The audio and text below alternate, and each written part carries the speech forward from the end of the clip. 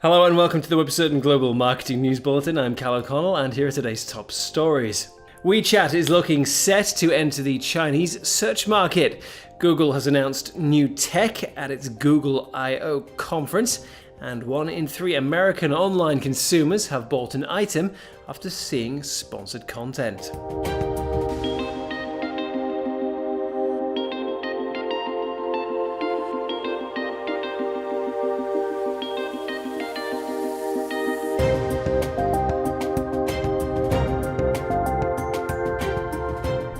WeChat has launched a new search feature within its app. The new feature, imaginatively named Search, allows users to search through all of WeChat's brand accounts, music pages, articles, and more. However, speculation has been rife since before the announcement that the feature will be extended to include Tencent's Zhihu service, which would allow people to search outside the WeChat app. This extended service is now in the beta stage of testing. A spokesperson from the WeChat-focused marketing firm WalktheChat has said that WeChat currently has more data than Baidu, and if WeChat users start to make search queries inside the app, the combination of social data, payment data, and search data will kill Baidu. Currently, the search market in China is dominated by Baidu, with companies such as Sogou and 360 Search taking the rest of the share whilst Google is banned in the country. However, with this recent announcement from WeChat, which has 930 million users, that could be about to change. Google has unveiled several new technologies at its Google I/O conference, indicating that its clear focus in the future will be the practical application of AI and machine learning.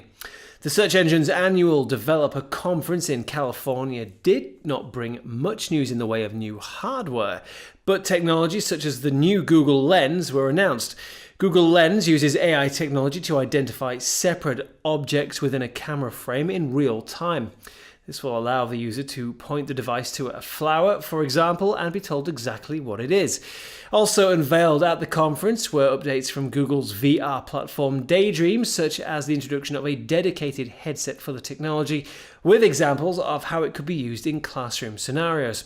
However, the most immediate changes announced concern Google Home, the company's digital assistant.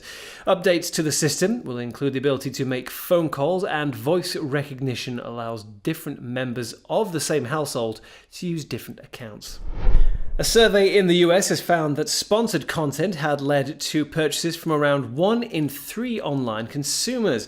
More than 2,000 people were questioned in the survey by collective bias, with more than half of respondents saying that they read a blog at least once a week. It was also found that a large majority of users didn't care if content was sponsored as long as it was good quality and useful to them. Collective Bias's president said that these findings show that focusing on providing genuinely useful content rather than overly promotional material will positively impact the bottom line. eBay is successfully appealing to African consumers through its More for Africa e-commerce platform. After the launch of an app on the continent in 2016, More for Africa now has 2 websites available in Nigeria and Kenya. More for Africa's CEO has said that he was thrilled to expand the relationship with eBay, adding that the company was now looking to offer millions of products to customers who are dedicated to shopping online. Consumers in Africa who use the site are now able to track orders from the moment they purchase it to when it arrives, as well as see a combined price that breaks up the cost of the item, shipping, handling, taxes, and other fees. And finally, Twitter users' behavior on the platform is now being recorded by the company for the sake of being able to identify user interests. The update to the site's privacy policy means that whilst user history was previously stored for 10 days, it'll now be held for 30 days. This data will then be used to put together a list of potential interests, which will then dictate which ads or content users see on their feeds. However, users will be able to see this list and tick or untick any subjects to indicate which they actually care about and what they don't.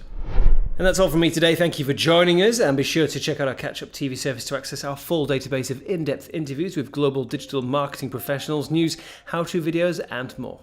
See you next time.